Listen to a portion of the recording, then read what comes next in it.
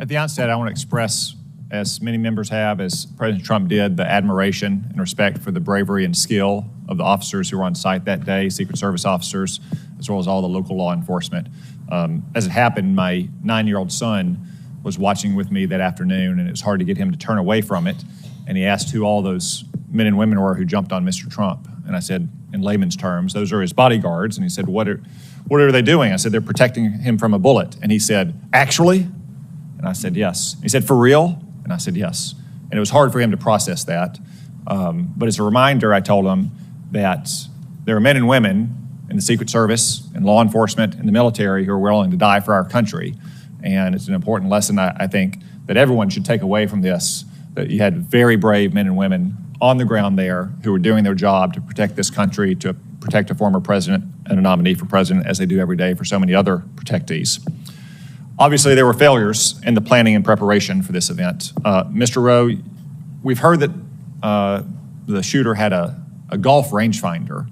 Was that not on the list of prohibited items at an event like this? Currently, it is not on the list of prohibited items, but we're going to make that change, Senator. John Kennedy can't get into an LSU football game with a flask. Yeah, I can. Well, he probably can, but he's not supposed to. It just seems like common sense that you don't need a laser rangefinder at an event like this.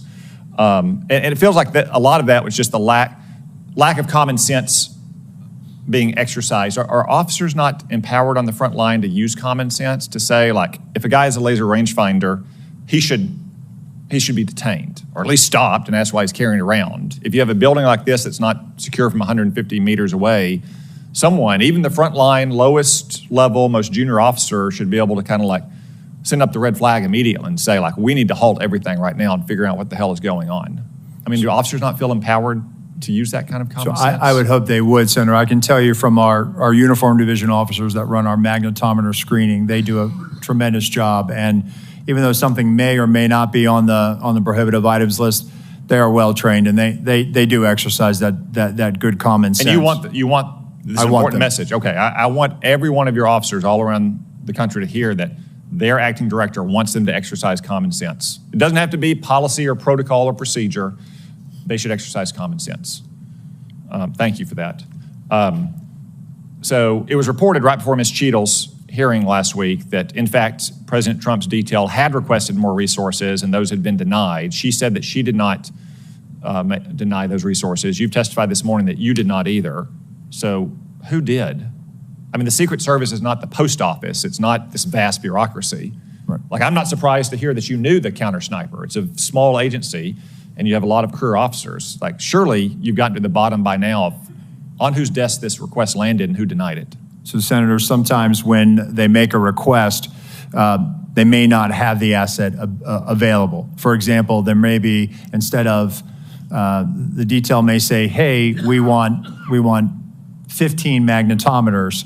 What we'll look at it based on what the event size, we'll say, hey, listen, we're going to send 10 based on our protocols of screening so many. We have a flow rate of how many people we can put through. When it comes to a counter sniper or something like that, because I know that's been the subject of some media reporting where they have requested counter snipers. We do have a finite number of counter snipers. And so what we try to do is if we cannot fill that asset, and that's where we'll say, hey, we can't fill this assignment. However, through the field office, they will use local law enforcement resources. And so in those situations, for example, in the one that has been the subject of a lot of reporting with Pickens, South Carolina, they in fact did use local assets to be able to do that. And there were 3 counter sniper teams. One of them was formerly with the Secret Service Uniform Division. And so they actually used the same practices that we use. So it's not that there was a drop in the capability. They actually used the best practices that we would use. So the asset may be denied by Secret Service between the war room and that conversation with the detail in the field, but it doesn't equate to a vulnerability or a gap. Okay, one final question about the Iran threat. As you know, Iran made credible threats against several former Trump administration officials. many of whom still have government-provided security details to this day. Ms. Cheadle removed Secret Service protection from Robert O'Brien last year. Were you involved in that decision? So, Senator, he was a memorandum protectee, meaning that the president authorized protection for him. We do not weigh in on who gets protection. Why? So you're still protecting some others. I won't reveal their names. You are still protecting others, and other personal security offices in the federal government are protecting others. Other officials, don't reveal their names. Like who made the decision that Robert O'Brien no longer needed a security detail, despite Iran's ongoing credible threats?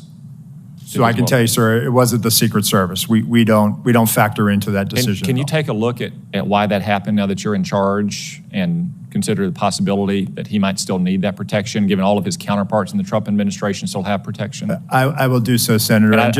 Go ahead. You go ahead. Go ahead. I would have said, like, again, I'm not going to reveal the protective details, but I'm pretty confident that the agency can get this done. And I think it needs to get done if you look at the kind of ongoing threats that he and all these others face. Yeah, I will, sir. Despite all the resource constraints we talked about today, he's not the President of the United States. He doesn't have an 18-car motorcade, nor do any of the others.